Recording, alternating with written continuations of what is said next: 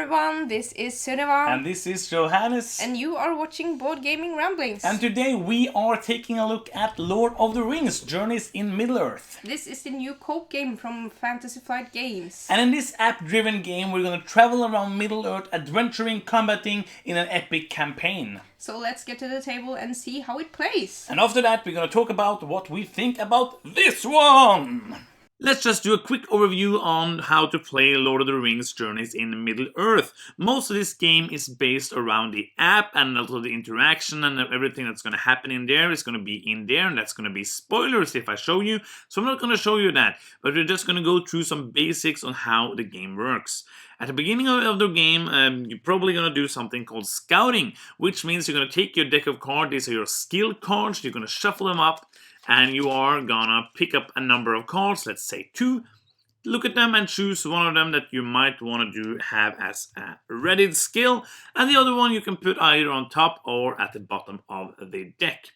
These cards you have here are the skill cards you can use. The cards in the deck you cannot use, only the cards you have readied, and you can have up to 4 cards readied at all times. And then you're going to start playing this scenario. Every turn you're going to have your actions is going to do 2 things. So all players in the game is going to do 2 things, 2 actions, and the actions you can do are as follow. You can do a travel action, and in travel action you can move 2 spaces.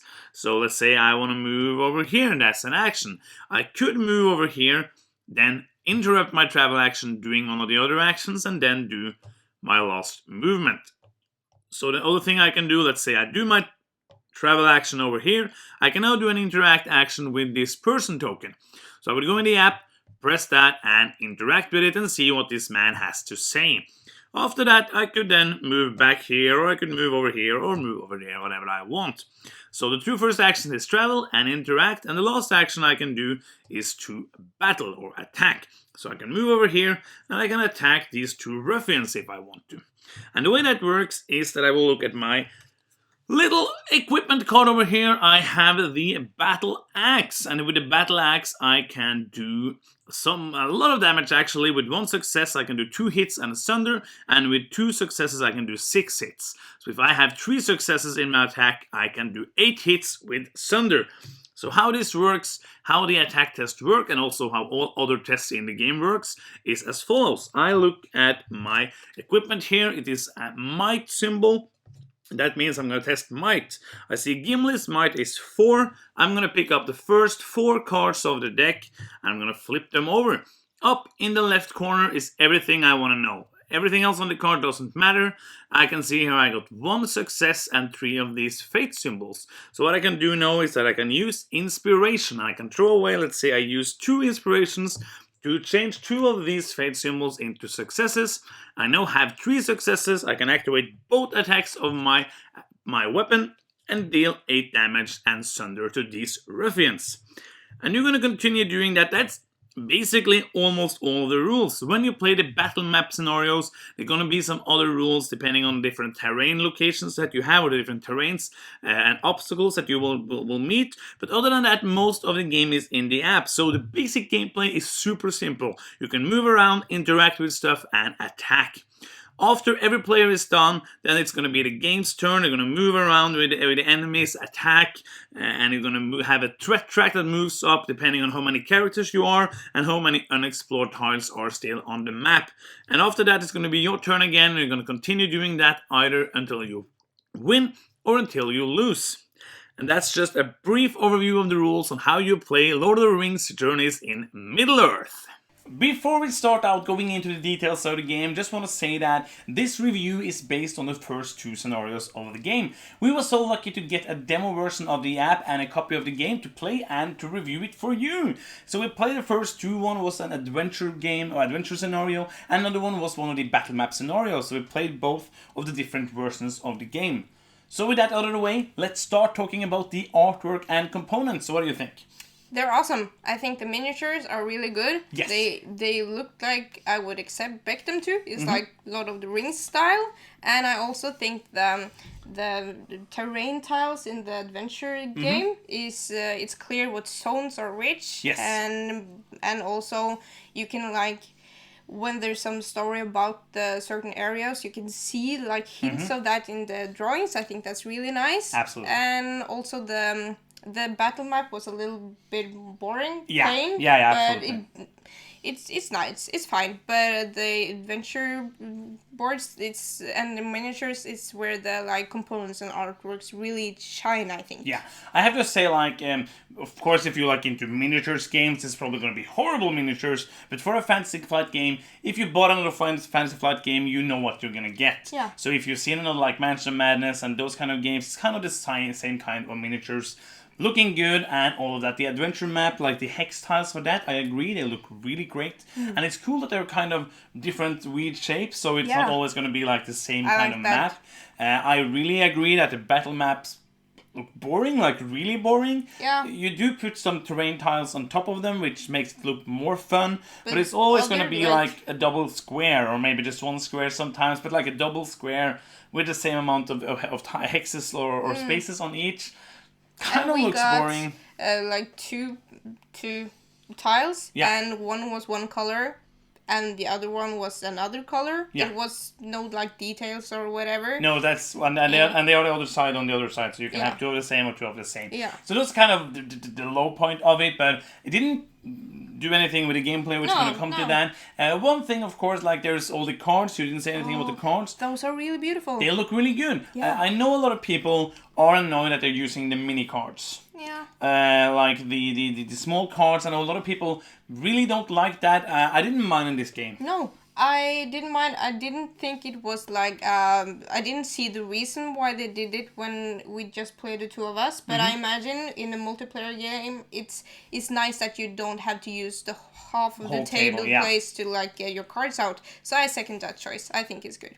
And like you're not gonna handle it too much. You're No. gonna draw some cards and look at them and have some in front of you. So most of them is Yeah, gonna and be at some looking. points in the game, you have a lot of cards in front of you with all Yeah. the damage you take. So I think it's nice. Yeah, but I think it would be too big. Maybe I guess people would have liked the damage cards to be small and the other cards to be like bigger. really big damage Oh, cards. like you get damage, boom! Oh. I don't think You're that would not have able to play the game anymore. You're taking that too much much damage over the table. But I don't mind that. But just know that there are the small cards. I don't mind. It's okay. The artwork looks good enough, and it's great. So artwork and components, I think it's top notch. Good, yeah. Of course, it's a humongous, gigantic box. But that means they're going to be like a lot of expansions, because that's what they do. Looking forward to that. Let's talk about replay value. Of course, we only played 2 scenarios, but I got this question on Facebook as well. Like, how do you see the replay value of playing the same scenario again? What do you think about that? The same scenario again? What, huh? Yeah, like if you played through the campaign, would you play it again? I'm not sure. I don't think so. No, for me, I wouldn't. Like, that's why I'm asking you first. Yeah. Like because I play it mostly for the story, for the interesting thing, Yeah, to see what's happening, and when I know what's going to happen, the game box does say that, like, or the manual or something says that kind of some of the things that happen, like some of the encounters, are going to be randomly generated, like in Mansions of Madness as well. That's cool. So it's going to be kind of different each time you play. So, but for me, since it's a campaign game where Mansions of Madness, which of course I'm gonna do some comparison to because it's an app-based game, app-driven game, kind of the same way. Yeah. Co-op adventure game where it's just like one scenario and you play it, and if you lose you can play it again. It's going to be kind of different, but here it's more like a campaign. So when you play the scenario, even if you win or lose, you're going to come to the next scenario. And I don't see myself going back and playing it again. No. It depends on the reason why you're playing it in the first place, I think. But yes. we're there mostly for the story. Yeah. I think so far it seems like a really decent dungeon crawler as well. The mechanics are there, but we're in there for the story. So. And of course the gameplay as well. Like the gameplay has to be fun. If it's horrible gameplay, I didn't care if the story was good. So the gameplay is pretty simple, as you saw in the basic overview of the rules. You move, and you can move, you can attack, or you can interact. That's the only 3 things you can do. So it's pretty straightforward. The rules are pretty light. Like, of course, with a Fantasy Flight game, you're going to have a rule reference. You're going to look to it a lot in the beginning. Like, how does this work? What is this? What is this word? But after you get into it, it's going to be kind of simple to play. Yeah. And playtime as well was pretty decent, yeah? Yeah, it was. And to be like a story-driven, app-based dungeon crawler, I think it didn't use as much time as I would think it would be. No, like if you're like me and you liked Matches of Madness, like with the app and everything, but you thought the scenarios was a bit long, then you're gonna like this. The first scenario you played, the adventure scenario, was kind of 90 minutes, I think, 1.5 hour, and the battle map scenario we played took around an hour. Yeah. So that's 2.5 hours for 2 scenarios. You can play that in an evening with no problems, and that was great. Yeah, I think the playtime will like increase with more players, with more brains that Yes, are of course, going yeah. to discuss what is the most clever way to do things. But other than that, with 2 players, that would be a great time. Yeah. I think also that compared to Mansions of Madness, there were like less heavy reading bits during the story. Yes. So that helps to like get the time count a little bit down as well. Yeah. So let's talk a bit about the app, because a lot of people want to know about the app, because that's a lot of people like, oh, I don't want to play this because it's an app game. Then don't play the game. If you like the app in Mansions of Madness, you're gonna like this. If you don't like the app in Mansions of Madness, then you won't like this, because most of the rules and most of the app is the same. It's the interact things, the person tokens, it's the same kind of things. A lot of the rules are taken from the Mansions of Madness game with the app. It's more or less a reskin of the exploration part. Yeah. Of moving and interacting with tokens is kind of the exact same thing, but the app works really well. You didn't interact too much with the app, but you saw it here and there. Yeah. It works well. I think the only thing sometimes when I play this kind of app-based game, sometimes I feel like I have to, okay, you're going there, I have to go and click that, and then read, and then we're going to go back into the game, and then I'm going to go to the app again and do that. So if you feel like apps are going to drag you out of the game, you will feel that here as well, because you are going back and forth between an app and the game. But for me, the fact that the app can be a dungeon master and give us that adventure is more than enough reason for me to like the app. So the app is working perfectly, and I talked a lot about the app because you really don't have anything to say about it. You are the app guy. I was the app man. Yeah, I was the app. I take your word for it, but it looks really good. It has like a theme and stuff, so it doesn't. It's not a like the data screen that just. Why would it be that? That would be like the most I horrible don't know. thing ever. Like nobody would have thought it was that. I'm not good with technology, okay? But how did you feel? Like did you feel it took away from the game, the fact that we had to go and check and go back and? I'd feel very seamless actually, because you were like, oh, I'm dealing 6 damage to this guy, and then I'm killing him, and I'm just hearing you like click click click click click, and he's like like a sound effect like he's dying. Attack! And I think that's nice as well. Yeah. It's sound soundtrack effects. and sound effects.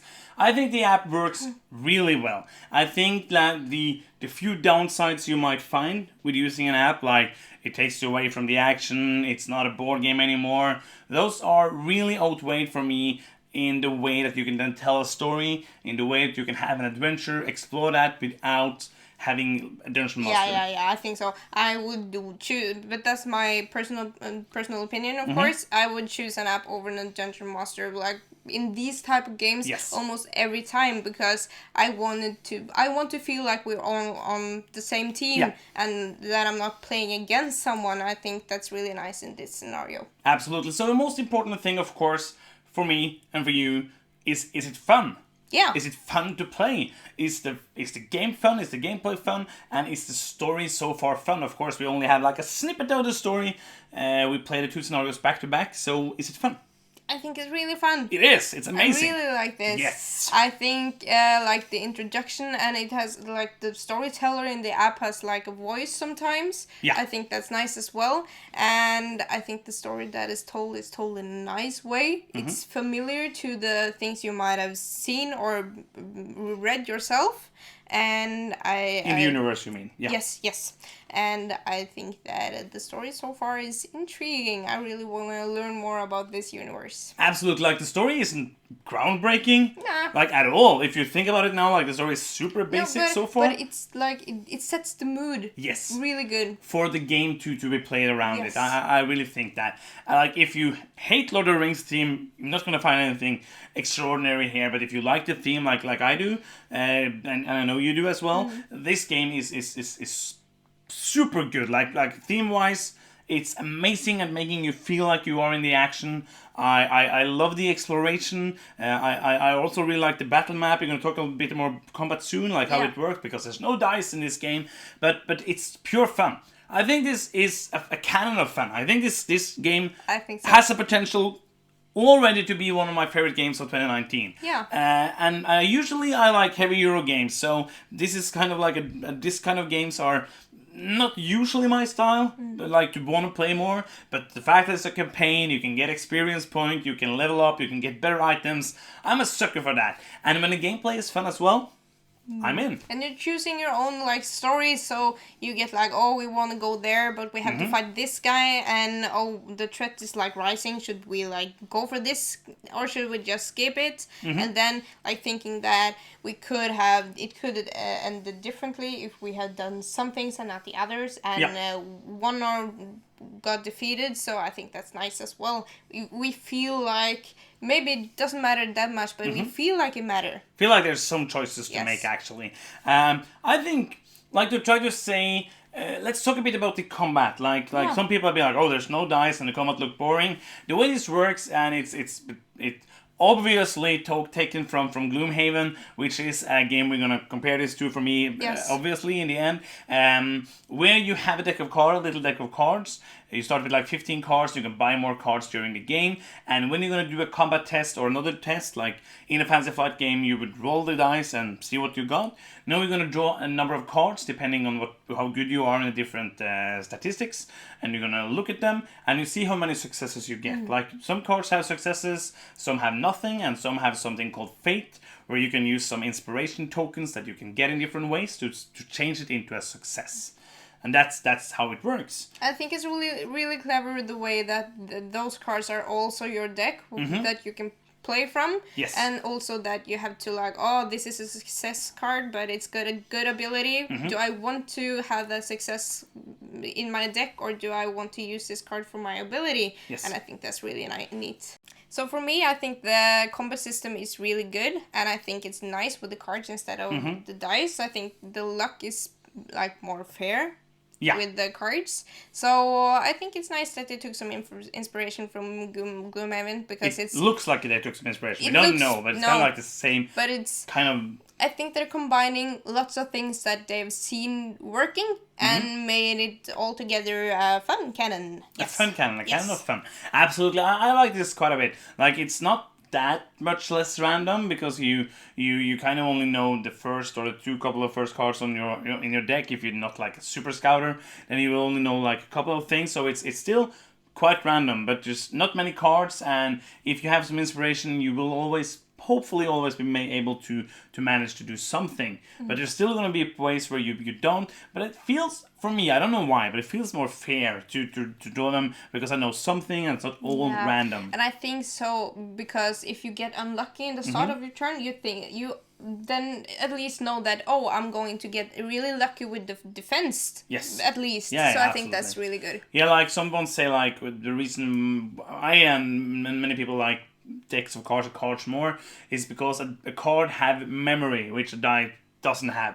Like, I can roll a die and get a miss 60,000 times after each other, but if I have a deck and there's like 3 hits, then I'm gonna get to those hits. Yes, eventually. So, yeah, absolutely. So I really like that. I like that a lot more, and it's simple and it goes fast, but it's a fun combat system. Yeah, and I think it's also nice that it's some way to mitigate the luck. So with the fate, and also taking cards with no successes and using them as abilities instead. So I think that's nice. Absolutely. So the game has kind of 2 game modes, 2 different scenarios you can play, like the adventure scenario where you go around on a map, and then you have the battle map scenario. The adventure is kind of like a Manchester Madness, as I say. You walk from space to space, stuff appears, you can interact with things. Then you have the battle map, which is kind of more like zoomed in on some action. Like the adventure map is not like a house or something like in Manchester Madness. It's a more top-down view of a big area of space. And then you come down and you go to a lair or to an orc space or something like that, and you will fight. And this feels a lot like Gloomhaven in many ways. Like you have different terrains that you will put on, and they have different abilities. Like if you are with a bush, you can at the end of the turn you can do a test and you can see if you can hide in the bush. If you have a boulder, you can be better at defense, and all of these different things that you can do depending on where you stand, which is interesting. Yeah, I think so too, and I think the way that they like balance each other out. So if you are like thinking that fighting is fun, you get that more concentrated in the like battle areas, and if you think the exploring is fun, you will get more of that in the adventure mode. So I think that's nice to have those two combined. Absolutely. So let's talk a bit about the cost of the game and what you get in the game. So the MSRP for this game is $99.50, I think, or $99.99. That's of course US dollars. I don't know what the price is going to be in Norway. It's going to be more than that, but it's kind of somewhere around that. I don't know what it's going to be like on the different online retailers because we haven't seen that. But let's say you're going to pay $99.99 or $99.50 for this game MSRP. What do you get? If I'm not mistaken, there are 14 scenarios in the first campaign. Cool. So, as I say every time, like when people say, like, it's an expensive game, how many of your games do you play 14 times? If you like this game and you get into it, you're going to play through the campaign.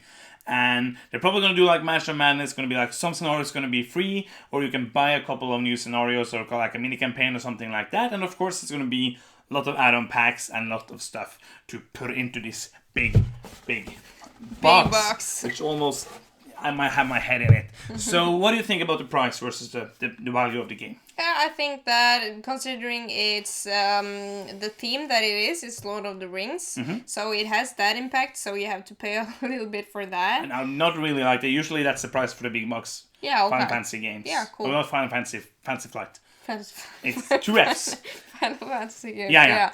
And then you get the miniatures and the app that's following with it, so I think that's actually for 14 scenarios, that's not bad. No, I think that's well, like, let's say you will pay then like maybe $8 a scenario, and that's not too bad. That's like an hour, one and a half hour of fun with family and friends. So if you like Lord of the Rings, if you think this game looks fun, and try it out. Like it's a very fun game to play. I really love it. So should we go into final thoughts? Yeah, let's do it. Let's do that. So you want to start, or should I start? Start. If Okay. you've got something on your mind. Of course I do. On my mind. Boom. On my, something like that.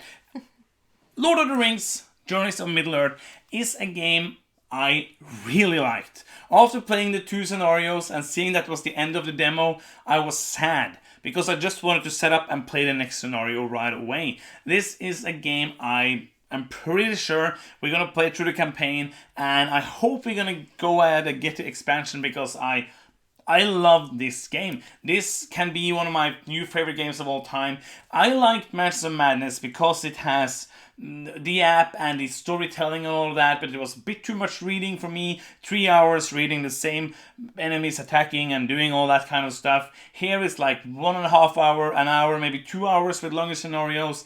Great time spent. It's super fun. It's engaging. The rules are easy enough, but there are things to do. It's challenging enough with the 2 scenarios we played. You have to think a bit, but it's more like an activity. You can sit down, explore Middle-earth, just having fun, choosing the character, choosing the roles you want to play, getting experience, getting lore to upgrade your items, getting new cards for your deck, and just have fun. This is a great game. This is a game, like, I'm trying to say something, find something negative to say. I would say, like, if you don't like small cards, you're going to think they're small. And I would have liked the battle maps to look better. That's kind of the only thing I can say that I didn't like. I want to play it more, and maybe the rest of the game is boring. I don't know. But the first 2 scenarios we played were really good, and I had such a fun time playing this game. Yeah, I agree. I've had a lot of fun too as well, but I really think the Lord of the Rings universe is good enough for me to get intrigued and interested in this. Yeah.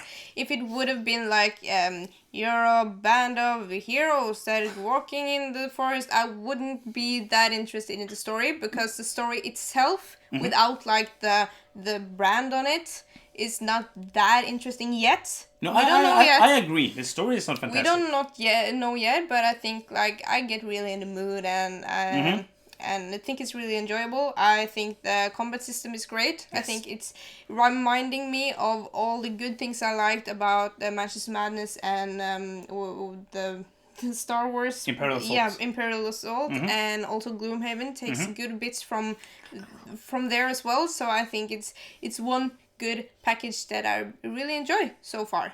Absolutely. I think you are right on point.